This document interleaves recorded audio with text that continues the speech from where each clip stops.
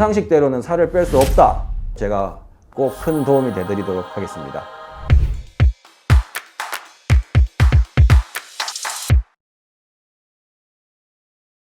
안녕하십니까.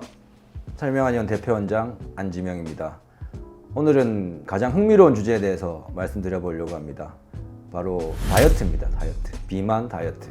당신도 그렇게 날씬해 보이지 않는데 무슨 다이어트 얘기를 하냐, 또 살 빼고 와라 얘기하실 것 같은데, 그렇기 때문에 더 다이어트에 대해서 잘 설명드릴 수 있다라는 거를 말씀을 먼저 드리고 시작하겠습니다. 왜냐하면 애초에 살이 잘 안 찌시는 분들이 있어요. 그 왜 살이 안 찌는지에 대해서도 말씀을 드릴 건데, 앞으로 그분들은 이 다이어트에 대한 살이 쪄 있고 비만한 게 얼마나 스트레스인지, 그리고 이 살 빼는 게 얼마나 힘든 건지에 대해서 잘 모르십니다. 사실 인식 전환을 하셔야 되는 게, 뚱뚱한 의사가 훨씬 더 다이어트에 대한 연구나 고뇌가 깊다라는 걸 먼저 말씀드리고 싶고, 저는 스스로를 원래 다이어트 포기자라고 얘기할 정도로 다이어트를 하면은 조금 빠졌다가 다시 찌고 이거를 되게 반복을 많이 했던 사람입니다.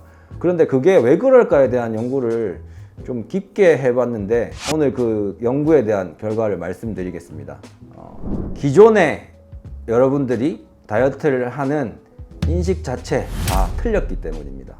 그래서 기존에 나와 있던 약이든 한약이든 먹으면 효과가 없는 분도 계실 거고, 먹을 땐 효과가 있었는데 금방 다시 찌는데 더 찌더라, 이런 게 그냥 다이어트 환자분들을 만나면 다 하시는 얘기들입니다. 솔직히 다이어트를 하려고 병원까지 찾아오시는 분들은 본인이 스스로가 이제 해결이 잘 안 돼서 찾아오시는 분들이 많은데, 그분들은 찌면 먹어서 빼놓고 다시 찌고 또 빼고 이거를 그냥 평생 반복하고 계셔서 나는 평생 다이어트 한다, 이런 얘기를 하시는 분이 계시고, 나 못하겠다, 난 안 되더라, 포기하시는 분도 계십니다. 왜 그렇게 가냐면, 기존에 우리가 다이어트라고 하거나 아니면 살이 찌는 거에 대해서 생각을 할 때 누구도 부정할 수 없었던 것은, 인풋 대비 아웃풋이 작으면 살이 찐다.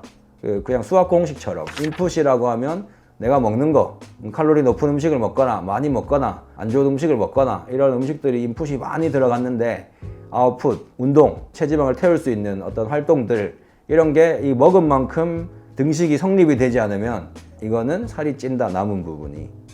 이거가 그냥 기존 상식이라고 보시면 됩니다. 틀렸습니다. 그렇게 했기 때문에 모든 기존에 있는 약들이 인풋을 줄이게 만들거나 아웃풋을 늘리게 만들거나 이 두 가지에 집중을 하고 있고, 대부분은 두 개를 다 합니다. 한의원에서 쓰는 약도 그렇고 다른 것들도 생각을 해보시면 일단 식욕을 떨어뜨립니다. 식욕을 떨어뜨리고 밥맛이 없게 만들어서 인풋을 없애게 만들고, 그리고 들어가서 체지방을 태우고 몸을 흥분시키고 이렇게 해서 아웃풋을 늘리게 만들어주는 겁니다. 그렇게 해서 이제 등식이 이제 마이너스로 가게 되면 이제 살이 빠지게 된다라는 게 되는 건데요. 근데 이거 왜 틀렸냐? 일단은 말씀드리는 건, 이렇게 해서는 절대 뺄 수 없다. 뺄 수 있어도 절대 유지할 수 없다. 왜 이게 절대 뺄 수 없다라고 말씀을 드리냐면, 우리 몸의 뇌는 스트레스를 굉장히 싫어합니다. 스트레스라 하면 우리가 살을 빼는 것도 스트레스고, 먹고 싶은 걸 못 먹는 것도 스트레스고, 막 운동을 막 계속 억지로 해야 되는 것도 스트레스인데, 이 스트레스는 종류가 다양하겠지만 뇌나 자율신경계가 느꼈을 때는 그냥 생존의 위협이라고 판단을 합니다. 뭐 갑자기 음식이 안 들어온다, 그리고 갑자기 너무 많이 움직인다, 이런 거는 생존에 문제가 생겼다라고 판단을 해버리기 때문에 이거를 안 하게 만들려고 죽기 살기로 노력을 합니다. 그러니까 내 생각은 막 이걸 안 하게 만들어야 되겠다 막 생각하고 있는데, 내 몸은, 내 무의식은 이게 이런 걸 들어오니까 이걸 막아야 되겠다 하고 서로 싸우고 있는 겁니다. 그런데 결국에는 무의식이 이기게 돼 있기 때문에 나는 내 무의식을 이길 수 없다라고 생각을 하시면 됩니다. 그래서 처음에는 내가 막 억지로 노력을 해서 하겠지만, 그것들이 결국 무의식의 스트레스가 커짐으로 인해서 이거를 못하게 만드는 기전은 누구에게나, 살아있는 사람이라면 누구나 일어나기 때문에, 기존의 상식으로는 살을 빼기도 힘들고 뺐을 때 유지하기도 힘든 겁니다. 그러면 이제 찌고 살아란 얘기냐? 살 안 찌는 사람은 뭐냐? 여기에 포인트를 맞추셔야 됩니다. 또 많이 하시는 말씀이, 나는 물만 먹어도 살찐다. 나는 솔직히 많이 안 먹는데 살이 자꾸 찐다. 저도 그렇습니다. 저희 와이프가 체격이나 살찐 거에 비해서는 남자들에 비해 많이 먹는 것 같지는 않은데, 그렇다고 적게 먹는 건 아니지만 많이 먹는 것 같지도 않은데 왜 이렇게 자꾸 살이 쪄? 라고 얘기하는데, 저랑 똑같은 양을 먹고 아니면 더 많이 먹는데도 바짝 말라있는 또 저희 원장님이 한 분 계십니다. 무슨 차이일까요? 이 사람의 몸을 내 몸의 상태로 만들어주는 게 다이어트라고 생각을 하시면 됩니다. 그러니까 기존의 상식을 완전히 부수셔야 되고, 아예 내 몸을 막 완전히 바꿔야 된다. 그리고 내가 어느 정도 먹더라도 살이 안 찌는 상태로 만들어야 된다라는 거를 이제 다이어트라고 생각을 하셔야 되고, 앞으로 거기에 대한 얘기를 해드릴 텐데, 제가 생각했을 때 가장 중요한 두 가지가 있습니다.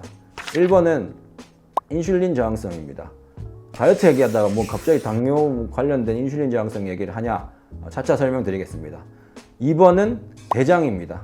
대장의 문제가 심각한 사람은 진짜 물만 먹어도 살이 찝니다. 아무것도 먹지 않아도 살이 찝니다. 그거를 꼭 기억을 하시고, 이 두 가지에 대한 부분은 앞으로 자세하게 설명을 드리도록 하겠습니다. 꼭 말씀드리고 싶은 것은, 기존 상식대로는 살을 뺄 수 없다.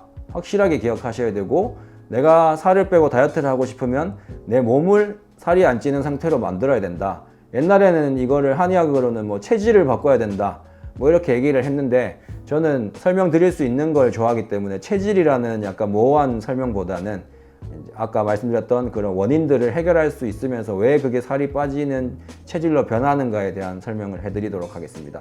지금 보시면 병원이든 뭐 한의원이든 온라인의 다이어트 제품이든 수백 가지, 수천 가지의 병의원과 제품들이 나와 있다라는 말은 그만큼 지금 여기 다이어트에 관심 있으신 여러분들이 고생하고 있고 해도 안 된다라는 거를 증명하고 있다라고 보시면 됩니다. 그런데 그렇다고 포기하시면 안 됩니다.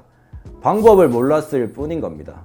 만약에 방법을 알게 되고 그 방법대로 내가 생활을 하게 되면 그렇게 괴롭지 않게 살을 뺄 수가 있습니다. 제가 앞으로 말씀드릴 시각의 전환, 시야의 전환, 그리고 방법의 전환을 통해서 살을 충분히 빼실 수 있으니까 그 방법을 꼭 실행하셔서 다이어트에 성공하시기를 바라겠고, 제가 그 부분에 있어서 꼭 큰 도움이 되드리도록 하겠습니다. 포기하지 마시고 자책하지 마시고 저랑 같이 한번 가보시면 좋을 것 같습니다.